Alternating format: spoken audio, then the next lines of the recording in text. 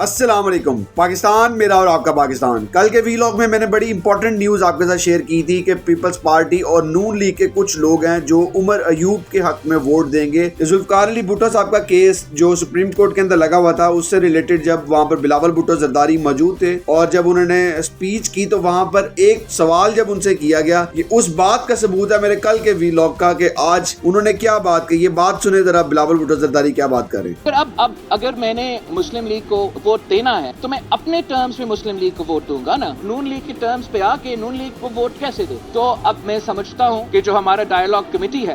یہ جو سست روی ہے، یہ جو ڈیلے ہوا ہے، یہ جس ڈائیلاگ کمیٹی کی نان سیریسنس کی وجہ سے ہے، اور اس نان سیریسنس کا نقصان مجھے تو نہیں ہو رہا، یہ نقصان پاکستان کا ہو رہا ہے، پاکستان کی جمہوریت کا ہو رہا ہے، اور جتنا جلدی یہ حل ہو تو میرا خیال میں اسٹیبلٹی کے لحاظ سے، آنے والے گورنمنٹ کے لحاظ سے بہتر ہوگا۔ مگر دوسرے کے جلدی ہوگا، میرا اپنا اور پاکستان پیپلز پارٹی کا کوئی جلدی نہیں ہے۔ ہم اپنا موقف پہ قائم ہے، نہ ہی ہم اپنا موقف تبدیل کریں۔ اگر کسی اور نے اپنے موقف تبدیل کرنا ہے تو پروگریس ہو سکتا ہے، اگر کوئی اپنا موقف تبدیل کرنے کے لیے تیار نہیں ہے تو مجھے پھر ایک بہت خطرناک سٹیل میٹ نظر آ رہا ہے، اور اس سٹیل میٹ کے نتیجے میں جو ہوگا وہ نہ پاکستان کی، جانتا نہیں ہوں کہ ایگزیکٹلی کیا ہوگا، مگر اتنا آپ کو بتا سکتا ہوں کہ وہ نہ پاکستان کی جمہوریت کا فائدہ میں ہوگا، نہ پاکستان کی معیشت کا فائدہ میں ہوگا، نہ پاکستان کی وفاق کا فائدہ میں ہوگا، اور نہ ہمارا پولیٹیکل اسٹیبلٹی کا فائدہ میں۔ یہ سنا آپ نے، بلاول بھٹو زرداری یہاں پر یہ بات کرتے ہوئے نظر آ رہے ہیں کہ جو ڈیڈ لاک ہے وہ نون لیگ کی طرف سے ہے، اور میں پہلے بھی بتا چکا ہوں کہ شہباز شریف اور نواز شریف نہیں چاہتے کہ ان کو اقتدار ملے، کیونکہ اس کی بیسک وجوہات یہ ہیں اگر وہ اقتدار میں بیٹھ بھی جاتے ہیں تو اس کا ان کو بہت نقصان ہوگا، کیونکہ آپ نے پہلے بھی دیکھا 16 ماہ کی گورنمنٹ کے اندر حکومت تو بن گئی، نون لیگ کو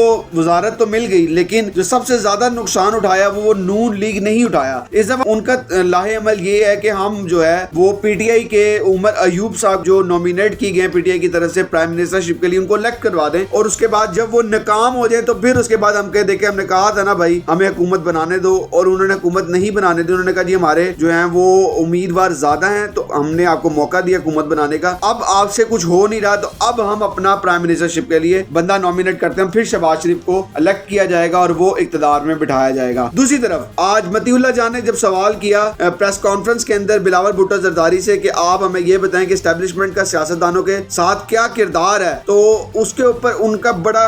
غصیلا جواب تھا۔ یہ ذرا جواب سنیں بلاول بھٹو زرداری نے اس کے اوپر کیا کہا۔ متی اللہ جان صاحب، آپ کا کیا ثبوت ہے کہ میں اسٹیبلشمنٹ کے خلاف سوتا کر رہا ہوں؟ نہیں، تمام بنا کے آپ نے تمام میں مجھے شامل کیا ہے۔ آپ نے انٹرنیشنل میڈیا پہ اور national media, excuse me, let me make my point, آپ نے نیشنل میڈیا پہ اور انٹرنیشنل میڈیا پہ ایک ثبوت دیے بغیر یہ الزام مجھ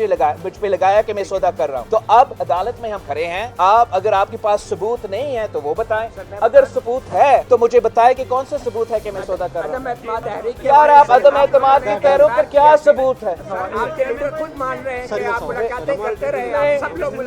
That's not ثبوت that میں نے کسی چیز پہ سودا کیا ہے۔ I am sorry۔ نہیں، آپ نے مجھے نہیں متی، ایسے ہی نہیں چلتا، ایسے ہی نہیں چلتا۔ جب آپ جرنلزم کرتے ہو تو آپ کو جرنلزم کے بھی اس سلوک کو پہ کھڑے ہونا چاہیے۔ اگر کوئی مولانا یا کوئی اور کوئی بات کرتا ہے تو آپ ان سے پوچھیں۔ میرے اوپر الزام لگانے سے پہلے آپ وہ ثبوت پیش کریں کہ اگر میرا ملاقات ہوا بھی صحیح تو کیا اس ملاقات میں جمہوریت اور آئین کا بات کر رہا تھا یا میں اپنے آپ کا بات کر رہا تھا؟ جب سر وہ آپ کے اوپر ہے یا میرے اوپر ہے، وہ دوسرا سوال ہے نا، بس سودا اس کا نہیں بنتا ہے۔ تو آپ اگر یہ الزام لگا رہے ہو تو آپ بڑے مہربانی ثبوت لے کر آئے، ورنہ آپ سے یہ امید نہیں تھا کہ آپ بغیر کسی ثبوت کے ساتھ میرے اوپر کوئی الزام لگا۔ یہ دونوں کلپس اور خاص طور پر جو بات میں آپ سے کر رہا تھا وہ سچ اور حق ہوتی جا رہی ہے، وہ یہی کہ اقتدار، جو بات آج سے کچھ عرصہ پہلے سعد رفیق نے کہی تھی کہ بھائی ایک وقت ایسا آئے گا جس میں وزارتیں تو بہت ساری ہوں گی پر لینے والا کوئی نہیں ہوگا، آج وہ وقت ہمیں نظر آ رہا ہے جس کے اندر وزارت موجود ہے پر لینے کو کوئی گورنمنٹ تیار نہیں ہو رہی۔ یہی تھی آج کا اہم ویلاگ جس کے اوپر بات کرنی تھی آپ کے ساتھ، تاکہ آپ کو پتہ چل سکے پاکستان کی سیاست کے اندر کیا اتار چڑھاؤ چل رہے ہیں۔ اسی کے ساتھ اپنے میزبان پیر مہر کو اجازت دیں، اپنا خیال رکھیں، خدا حافظ۔